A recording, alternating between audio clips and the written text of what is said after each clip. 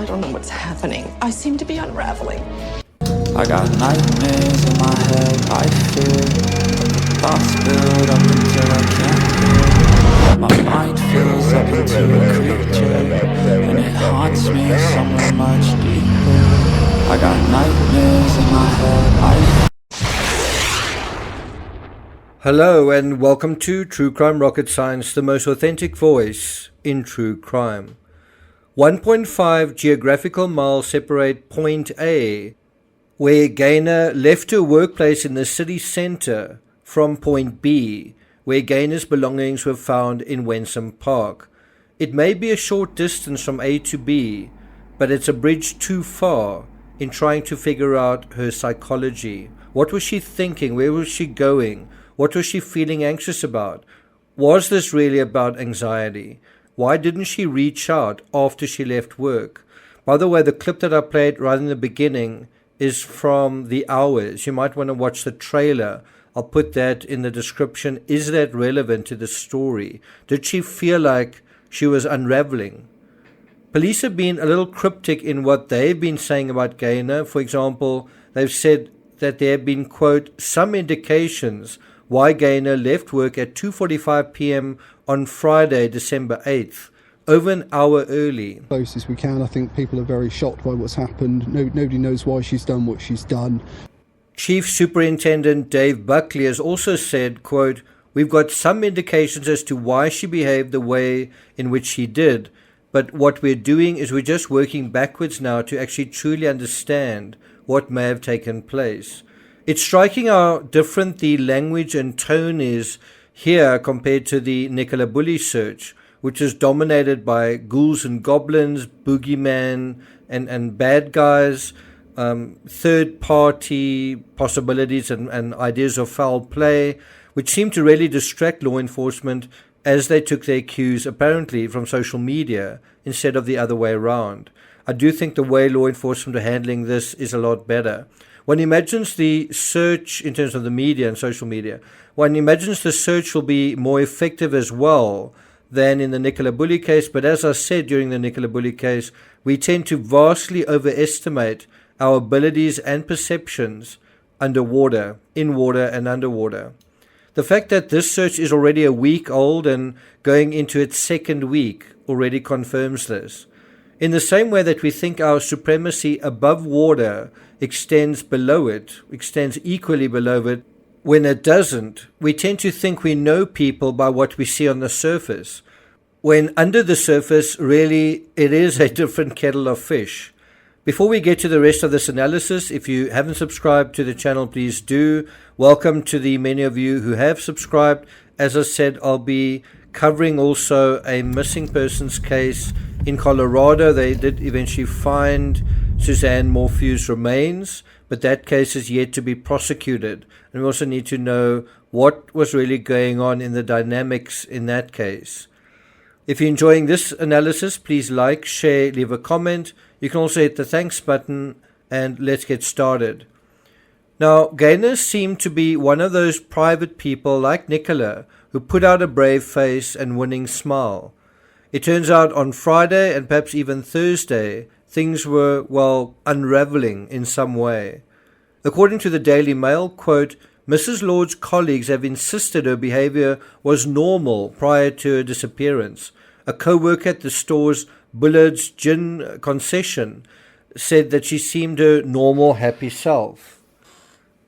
In the days before, a floor manager in the city centre store also added there was nothing to suggest at all that something like this would happen. She didn't show any signs of distress or concern. But actually, there were signs, if you looked a little deeper. Going back to the same article, quote, a friend of hers, a salesman at a nearby store, revealed that Gaynor had told him she was feeling a bit funny. Those were her words. I'm feeling a bit funny. I'm feeling a bit off. She said this shortly before her disappearance. She seemed to be nonchalant. But who was really nonchalant in that interaction? The salesman added, we had a brief conversation about anxiety. She didn't say she did or didn't suffer with it. She had no mental health problems that I was aware of. end quote. Now, frustratingly, this work colleague that Gaynor confided in can't seem to remember if she'd said this to him, that she felt off on Thursday or Friday. Although he says she didn't say she did or didn't suffer from anxiety, I don't know whether he actually asked her that. Because that is really the question we're asking here. Was this all about anxiety? Was she suffering from anxiety? Was she being overwhelmed by anxiety? And if so, anxiety regarding what? Anxiety regarding who? Herself? Somebody else?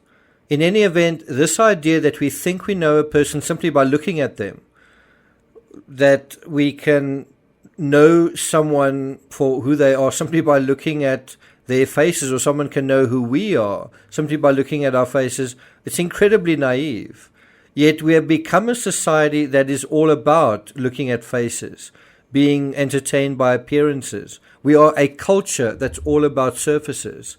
We're good at surfaces. And because we're so good at surfaces, we're so not good at intuiting what's going on underneath those surfaces, even in terms of ourselves. And this is borne out in the CCTV, which tells us where and when Gaynor was somewhere, but doesn't tell us how she felt or what she was thinking.